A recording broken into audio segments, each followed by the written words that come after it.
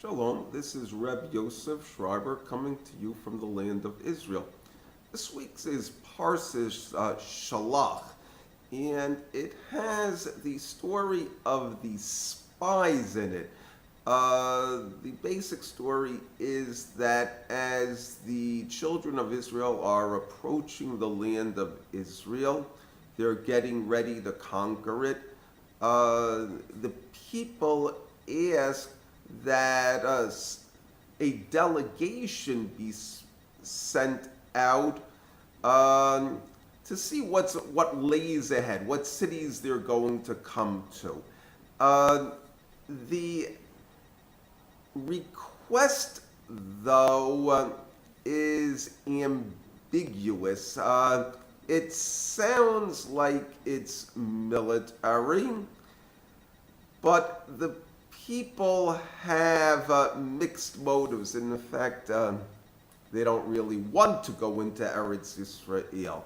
The reasons that they don't want to go into Israel is basically a scorn of religion and personal cowardice. That's the basic theme of it.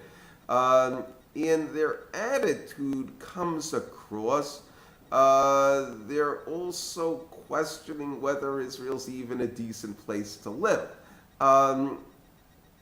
The question of the examination is generally considered not legitimate for various reasons. One is that they were living in Egypt, which is a neighboring country, so they would know what Canaan was like. They also had the traditions of the forefathers.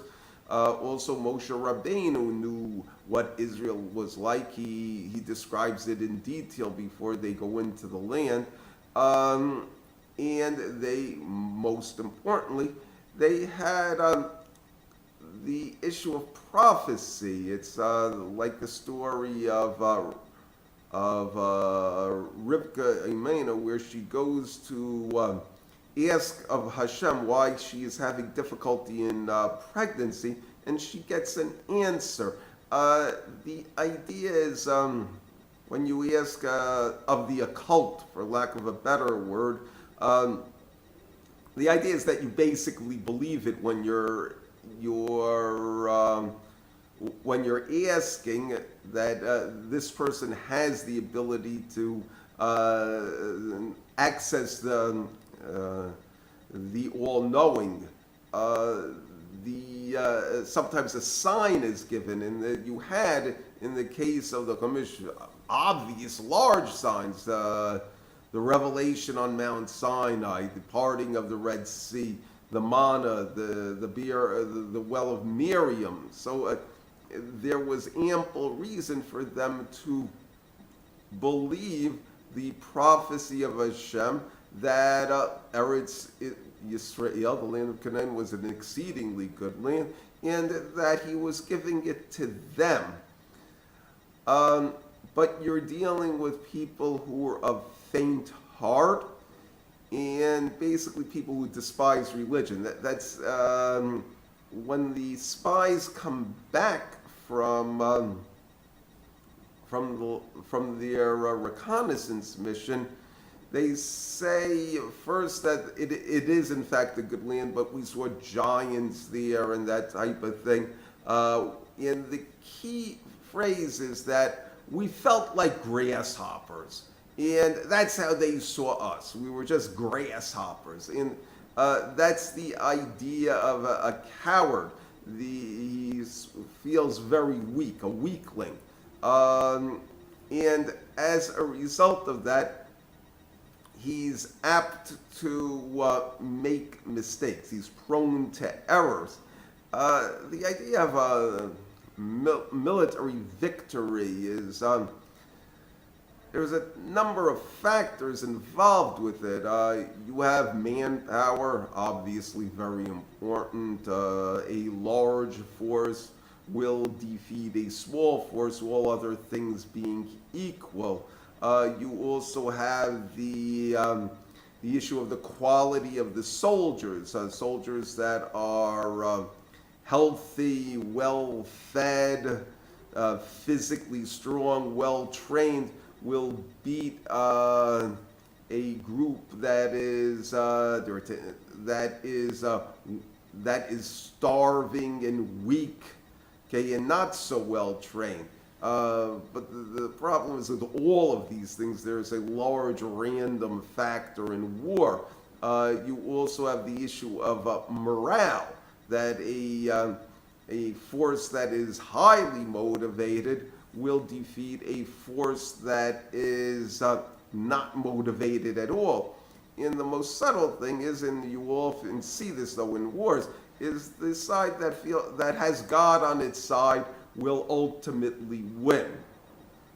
And that's essentially the situation with the children of Israel. That is the position of the dissenting spies, Caleb and Joshua, that God is on our side, that these people, their protection has gone from them. They're shivering and shaking before us. And we see what in fact happens is that when Yehoshua is about to conquer the land of Israel, he sends spies out, legitimate ones, secretly. Yeah, he goes into this, they go into the city, and the city is on watch for this type of thing. And they talk to the person, Rachav, who is hosting them, who makes a deal with them, saying, we saw what happened with the parting of the Red Sea. We know that this is from the God of the creation, that we are not going to win. Okay, so the idea, though, with a coward, though, is he's going to ignore all of these things. You will see that it's the aspect of being afraid of risks and dangers. And it's a critical thing with learning Torah, living in Eretz Israel, that a person must be able to deal with risks and dangers. That you're going to have a war, people are going to get killed, good people will get killed, sadly. However, if the war is, if your cause is just, you may have to go to war over these things. And if you make your proper analysis, you'll see that victory will come, but it may not come so easily, and it may be very expensive indeed.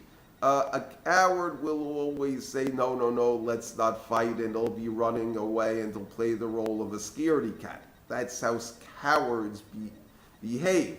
What happens is that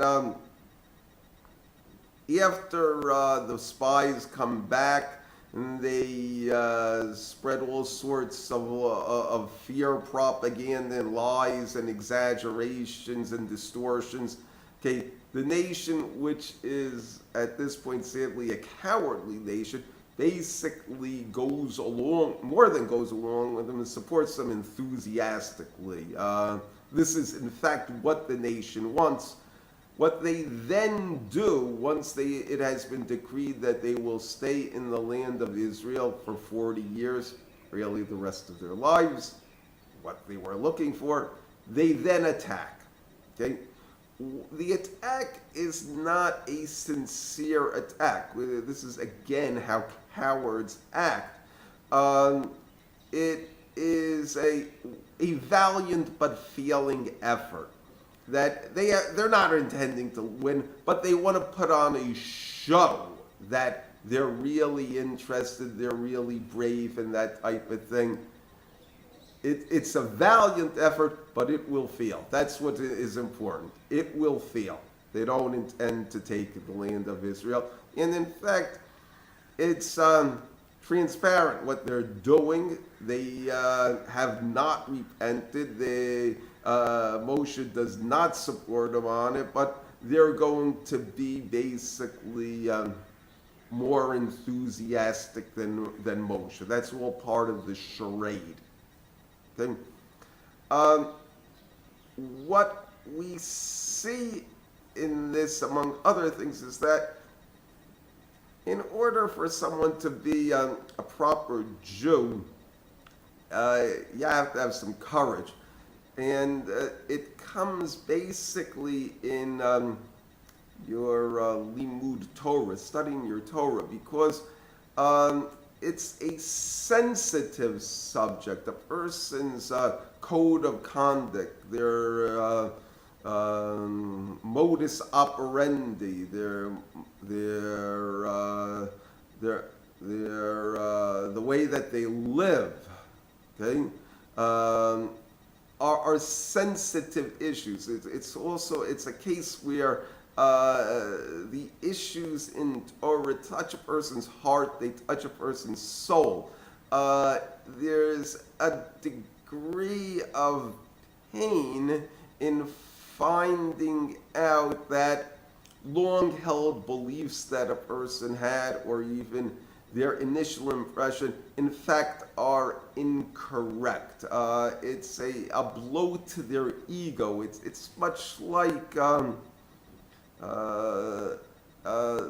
risk that, say, a young man takes when he pursues a woman who may or may not accept him. There is a fear of rejection. He's not going to be physically hurt, but he'll be upset. That's the basic idea of Torah, but instead of it being his love relationships with a woman, it's more a case of his philosophical ideas, the values that he holds most dear. And the thing is, though, that if a person is humble and they are seeking the truth, they'll accept these knocks and disappointments.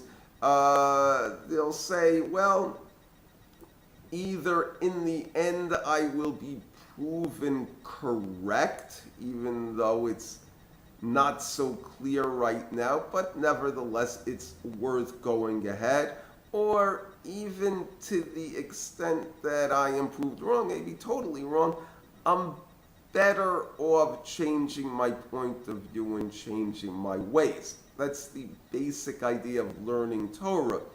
What you'll find with a coward is that the risks and dangers are going to scare them off. But with the person who has faith, okay, and courage, they will push forward, and in the end, very often their perceptions that they will succeed will be vindicated, and in the end, they will have a glorious success. Thank you. Shabbat Shalom.